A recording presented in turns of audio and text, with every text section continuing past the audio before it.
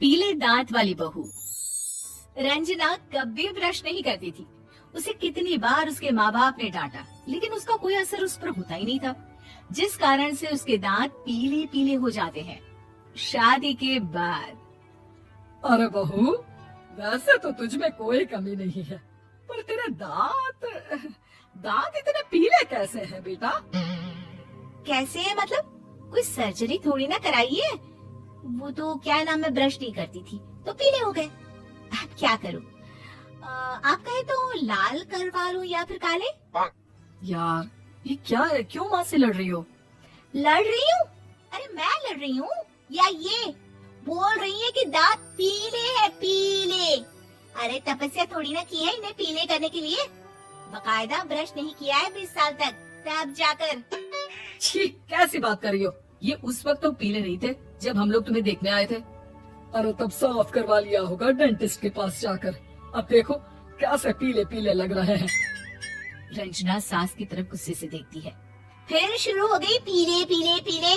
अरे पीले तो तब भी थे जब मेरे हाथ का रसगुल्ला उड़ा उड़ा कर खा रही थी और बोल रही थी, लड़की नहीं गुणों का खजाना दे रहे भाई साहब आप।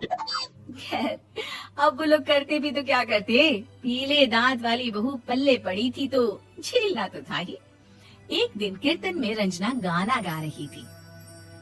अरे कमला बहन, माँ का द्वार है, यहाँ तो सब शुद्ध होकर आते हैं, फिर अपनी बहू को ब्रश भी नहीं करवाती तुम। दूर से पीले पीले दांत भक्ति में बाधा उत्पन्न कर रहा है।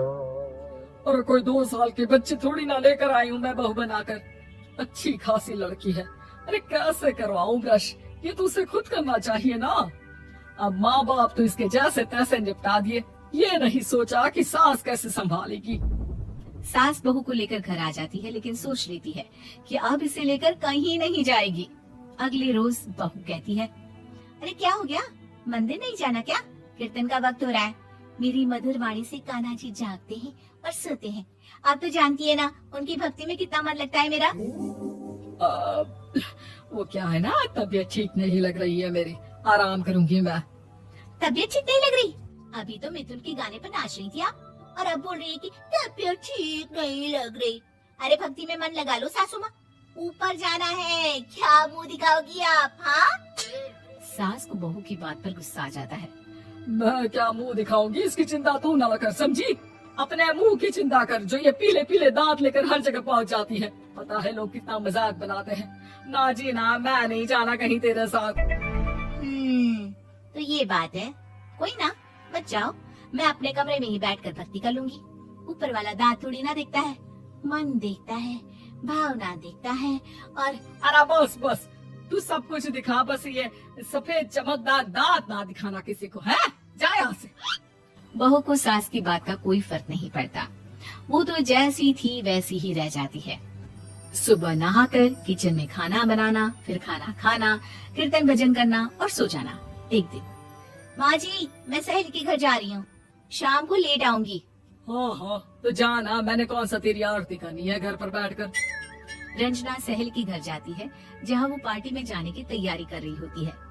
अरे शिखा, कहाँ जाने की तैयारी कर रही है? मैं गलत वक्त पर आ गई क्या? अरे नहीं यार, उल्टा सही वक्त पर आई है। मैंने ये साड़ी और ज्वेलरी निकाली है यार, शाम को इनके ऑफिस की एक पार्टी में जाना है। बताना कैसा लग रहा है ये सब? नहीं यार, इस ड्रेस के साथ तो वो वाली ज्वेलरी अच्छी लगेगी। हाँ, सही बोल रही है, मैंने ध्यान ही नहीं दिया। वैसे तो हमेशा से मस्त फैशन सेंस रखती है। तो बड़ा जाती होगी ना पति के साथ पार्टी में। रंजना कुछ नहीं बोलती, बस सोचती है कि यार काश ये बात सही हो जाती, पर मैं क्यों नहीं जाती पार्टी में? क्या इन लोगों की कोई पार्टी होती नहीं होगी? रंजना घर आती है और रात में पति से सवाल करती है, एक बात बताइए, आप मुझे किसी पार्टी में क्यों नहीं ले जाते? क्या आपके यहाँ ऑफिस में पार्टी नहीं होती? पति बेचारा क्या कहता कि दांत पीले हैं तुम्हारे इसलिए। अरे कोई पार्टी होती नहीं हम लोगों के ऑफिस में, तो कहाँ से लेकर जाऊँ? और मार्केट, मॉल, कहीं वीकेंड घूमना, कहीं तो। अरे यार, सारे हफ्ते में एक छुट्टी मिलती है, तो सोचता हूँ कि आराम ही कर लूँ। क्यों? रंजना मन मार के रह जाती है। पहले कभी सास के साथ मंदिर जाया करती थी, लेकिन वो भी सास ने ले जाना बंद कर दिया। घर बैठी बैठी रंजना बोर हो जाती है, तभी उसे आइडिया आता है और वो मायके जाने का सोचती है। सासू माँ, 2 दिनों के लिए मम्मी के घर जा रही हूँ। अच्छा ठीक है, आराम से जा। और हाँ, माँ से कुछ अच्छी आदत सीख कर आना कि कैसे शरीर के हर भाग की तरह दांतों की सफाई भी जरूरी होती है, समझी? शुरू हो गई ना आप। वो लोग आपकी तरह नहीं है कि छोटी छोटी बात का बतंगड़ बना दे। उन लोगों के लिए मैं मायने रखती हूँ, ना कि मेरे पीले पीले दांत। रंजना माँ को बिना बताए उन लोगों को सरप्राइज देती है, लेकिन जैसे ही वो दरवाजे पर पहुंचती है, अंदर देखती है कि घर वाले कहीं जा रहे होते हैं। अब माँ, काश रंजना दीदी के दांतों वाली प्रॉब्लम नहीं होती तो वो भी हम लोगों के साथ चलती ना बुआ जी की बेटी की शादी में। हाँ बेटा, लेकिन अब उसे कौन समझाए कि उसको उसके पीले दांत नहीं दिखते, लेकिन उसके आसपास के लोगों को कितना एम्बेरेसिंग फील कराते हैं।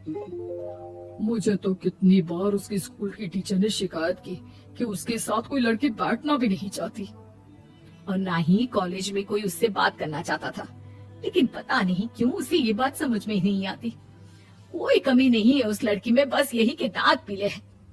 वो तो भला हो जीजा जी और उनकी माँ का, जो दीदी को जैसी है वैसे ही रखा हुआ है। रंजना को अपने घर वालों की बात सुनकर बहुत दुख होता है। वो सोचती है कि वो क्या करे, लेकिन फिर वो सीधा डेंटिस्ट के पास जाती है, अपने दांत चमकाती है और कसम खाती है कि वो रोज ब्रश करेगी। और क्या हो गया, तुम तो 2 दिनों के लिए गई थी ना, पर कोई ना, अच्छा है, चलो आ गई तो। रंजना सास के सामने आकर खड़ी हो जाती है और पूरी स्माइल करती है, उसके चमकदार दांतों को दिखाती हुई। हैं? चले मंदिर। माँ, मुझे माफ कर दीजिए, मैंने आप लोगों को बहुत एम्बेरेसिंग फील करवाया। मैं आज से रोज ब्रश करूंगी।